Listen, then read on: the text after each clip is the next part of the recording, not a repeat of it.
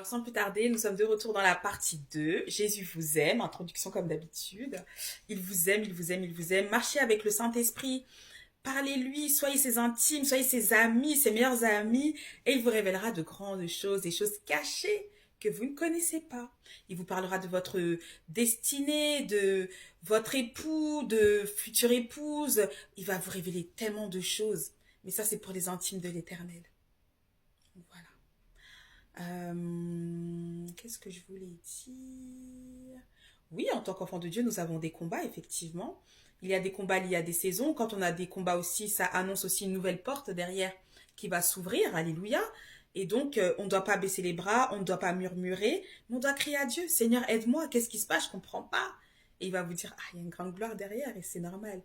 Mais vous n'êtes pas seul. En Christ, nous ne sommes pas seuls. Les anges sont autour de nous. L'Éternel est là. Alléluia. Les frères et sœurs aussi qui sont vraiment remplis de l'Esprit de Dieu. On veut ça. Hein. Voilà, on ne veut pas les tièdes. Là, on n'en veut pas. Voilà, je dis la vérité. On n'en veut pas. Mais voilà, on n'est pas seul en Christ. Et il y a aussi des compagnons de saison, des compagnons de destinée. Et il faut juste être ouvert et faire confiance au Saint-Esprit pour la suite des événements. Euh, Après, effectivement, voilà, tu as réussi à vaincre l'impudicité, les commérages, etc. Voilà, les choses que tu pouvais faire vraiment, bon, que tu as balayées. Il y a encore d'autres combats. Par exemple, le diable aussi peut commencer à envoyer ses fils des ténèbres pour te faire croire qu'ils ont besoin d'aide. Voilà, et tu vas mettre toute ton énergie à les aider. Et durant cette aide-là, comme tu seras, comment dire, ému, ému, quand tu te diras, oh, le pauvre et tout, je peux l'aider même à recevoir sa délivrance, etc. Si ce n'est pas une mission que Dieu t'a mandatée, tu risques de te faire écraser et recevoir des flèches de l'ennemi. Donc, effectivement, lorsque une personne se présente ou lorsqu'on voit une situation, nous devons demander au Seigneur, est-ce que c'est ma mission ou non? Vous voyez, c'est vrai qu'on aimerait aider toute la terre entière, mais chacun sa mission, chacun son assignment. Sa mission, on peut dire comme ça, non? Chacun sa mission, voilà. Chacun son mandat. On n'est pas appelé à aller aider tout le monde en désordre. Il faut faire attention, on doit préserver aussi nos cœurs. Mais effectivement, et il y aura aussi des personnes, ouais, qui seront, euh, comment dire, des situations mandatées par Dieu. Et ce seront aussi, effectivement, ça peut être aussi des fils des ténèbres. Mais si Dieu est là, c'est bon, on fait la mission et puis après, chacun son chemin. Et puis aussi, il y a des moments aussi où on croisera des personnes qui sont des imposteurs, des infiltrés. Mais aussi, ça permet de bâtir votre témoignage, ça permet de bâtir vos connaissances du monde spirituel, comment est-ce que ça se passe. Parce que effectivement, la Bible dit, hein, il y a beaucoup d'appelés, mais peu d'élus. C'est aussi une réalité. Et le Seigneur aussi disait aussi dans sa parole que parmi nous se glisseront des loups. Donc, c'est une réalité, mais on a besoin aussi de voir un petit peu comment est-ce que ça se passe avec le Seigneur, vous voyez un peu. Donc, parfois, on peut se prendre des coups, des petits coups, oui, c'est vrai. Mais Dieu est là pour nous relever, pour nous redresser, pour nous affermir, alléluia, pour panser les plaies, pour qu'on puisse encore continuer la mission. Mais ça vous permet aussi de déguiser votre témoignage. Et lorsqu'une personne vous dira, mais j'ai rencontré une personne et tout, nanana, qu'est-ce que tu penses de cette situation? Bah, toi, tu seras là pour dire, c'est un fils du diable, attention, voilà. Donc, c'est comme ça aussi qu'on grandit. Si on ne fait pas d'erreur, on ne saura pas déjà comment se relever. On n'aura pas une relation forte avec le Saint-Esprit parce que plus on a aussi, c'est vrai, des combats, ça nous aiguise. Et plus on se rend compte que, ah ouais, l'esprit et moi, on est vraiment un et tout, que je peux l'appeler à n'importe quel moment, il est là, il est vraiment là, et c'est une personne, il parle, il a des émotions, il est Dieu, alléluia, et c'est ce qui travaille votre témoignage, c'est ce qui bâtit votre foi, et c'est ce qui bâtit aussi votre ministère, parce que les 5 ministères sont toujours d'actualité. Et parfois, il y a des personnes aussi qui sentent qu'elles doivent quitter leur assemblée, etc. Faites-le avec le Seigneur. Ne le faites pas sans le go de Dieu. Euh, En tant qu'enfant de Dieu, on se laisse conduire par le Seigneur. Il y a des choses parfois qu'on voit, qu'on ne valide pas, qu'on ne comprend pas, ou qu'on comprend et qu'on se dit c'est un peu chelou. Mais le Seigneur dit reste encore. Voilà. Pourquoi? Parce que c'est le chemin de l'apprentissage. Chacun son témoignage. Et le jour où le Seigneur dit maintenant tu peux quitter, quitte. Vous voyez un peu? Et quand Dieu vous donne le go de quitter, il vous donnera aussi la stratégie. On ne dit pas tout à tout le monde. Il y aura des moments où on pourra dire au revoir et il y aura des moments où il faudra juste partir tranquillement dans le silence sans rien dire. Et ça, c'est la sagesse de Dieu.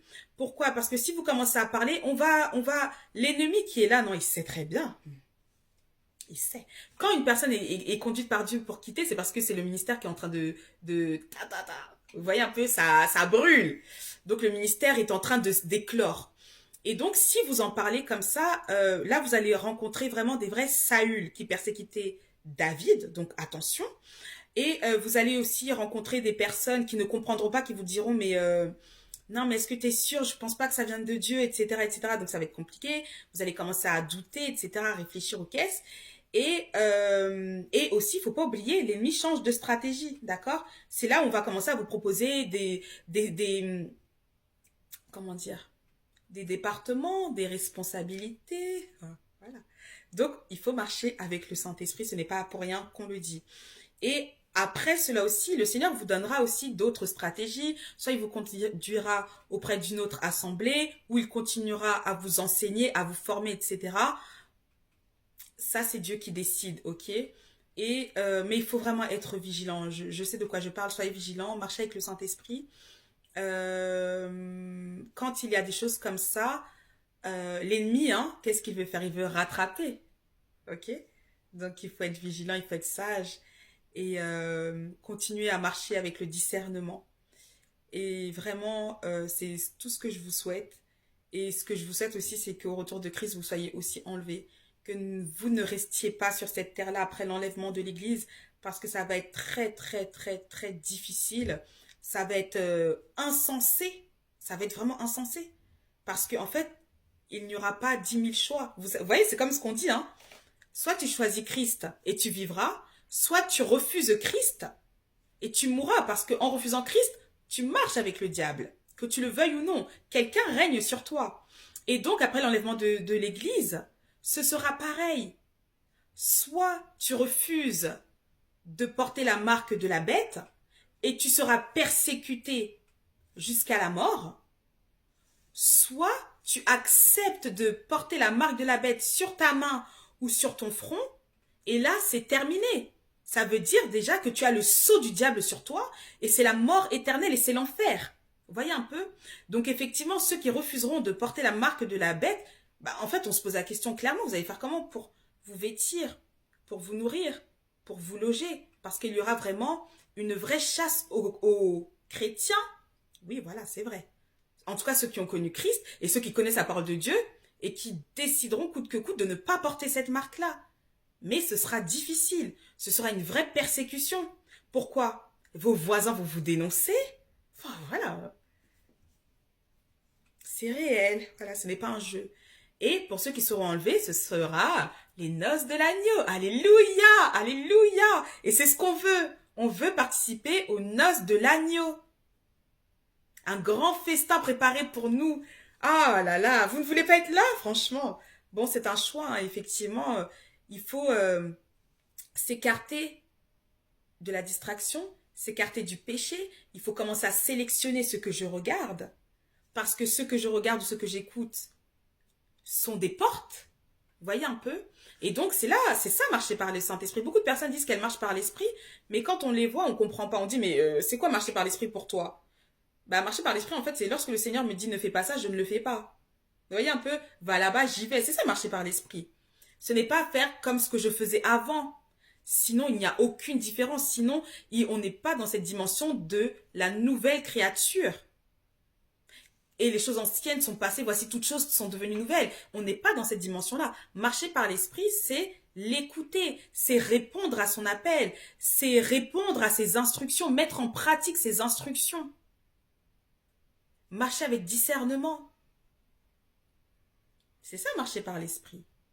Lorsqu'il me dit, va lire ta Bible, eh ben, je la lis. Lorsqu'il me dit, ne va pas dans cet endroit-là, je n'y vais pas. Ne regarde pas cette série, je ne la regarde pas. Ensuite, il nous expliquera pour quelles raisons, mais il ne nous expliquera pas tout le temps. Voyez un peu? Ça ne veut pas dire qu'il n'y aura jamais de loupé, mais il ne faut pas que ce soit une vie où je pratique le péché. Si le Seigneur nous dit ne parle pas à cette personne-là, il sait pourquoi. Préservez-vous, préservez vos cœurs, préservez vos âmes, préservez votre destinée, c'est important. N'oubliez pas cela. Et oui, Jésus revient bientôt, il est à la porte pour venir nous chercher. Alléluia. Dans le monde entier, on est beaucoup, on est nombreux sur cette terre. Il viendra tous nous chercher, un seul peuple, en Christ. Que Dieu vous bénisse et Jésus vous aime. Bye.